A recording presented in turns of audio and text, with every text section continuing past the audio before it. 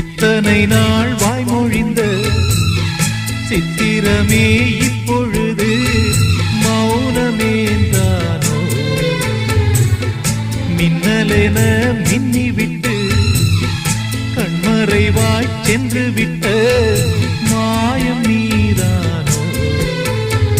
உன்னால் வந்த காதல் உன்னால் தானே வாழும். என்னை நீங்கி போனார் உன்னை சேரும் பாவம். எனக்கொரு அடைக்கலம் வழங்குமோ உன் இதயமே? அன்பேவா அருகிலே என் வாசல் வழியிலே உல்லாச மாளிகை மாளிகை